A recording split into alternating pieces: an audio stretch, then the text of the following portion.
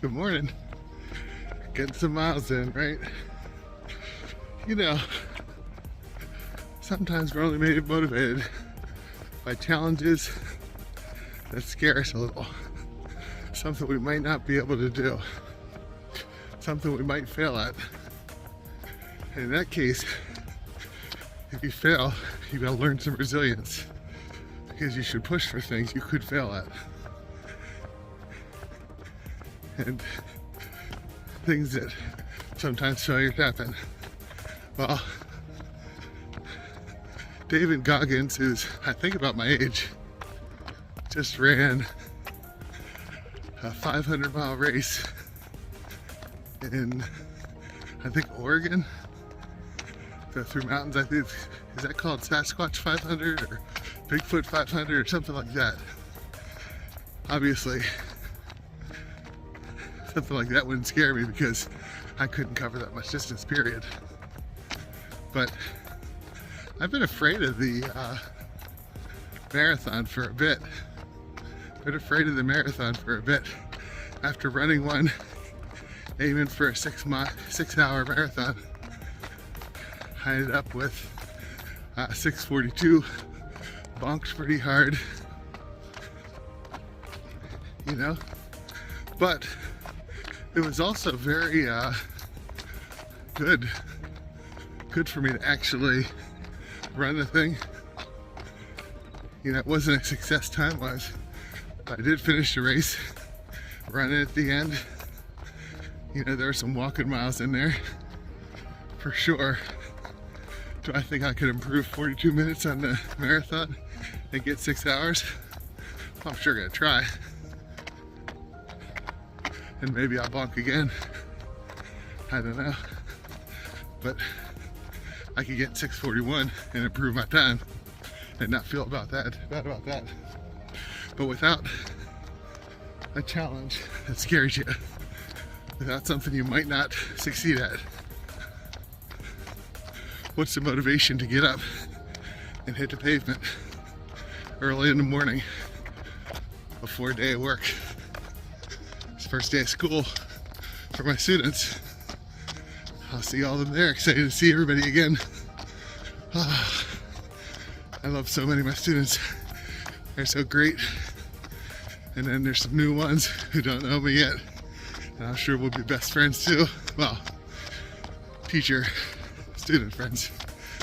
You know, I'm not gonna go and go to the mall with you to get my nails done or something.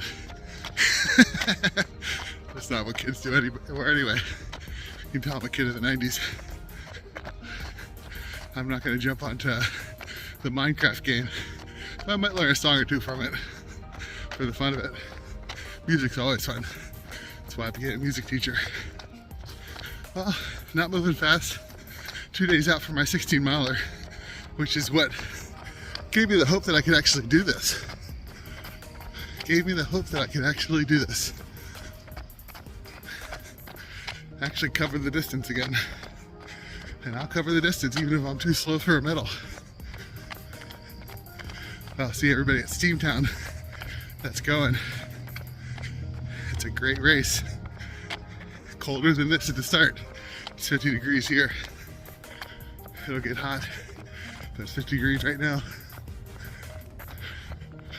But yeah, Steamtown in October, you start way up in Forest City and run downhill for the first 20 miles or so. And then you got some little hills. It's kind of like a Boston Marathon race simulator. Maybe a little bit faster than Boston is. So a lot of fast marathoners. I'll see you there, at least at the start line. And I'll see you guys driving off with your medals while I'm still running. Wave and say hi when you see me run along the road. Trudging along, hopefully I'm still running. At least jogging along and pushing it. So it goes down through some beautiful towns. Sometimes there's bands playing. And there's some rail trail along the river. That's where I first started catching up to some people, passing them. And then it goes up through neighborhoods, you know, of Scranton. It is a beautiful thing to be up. Forgot how many buddies we have at State College. Yeah, you still see them all the time in the daytime, but there's a ton at night. Come on, buddy. Catch them. Well, time to focus in on running a little bit. Stop holding my arm up. I just jogged down to this parking lot for the high school and do some loops. Question of the day: if you have to run any of your hours in the dark for your marathon training, do you have a spot where you do it?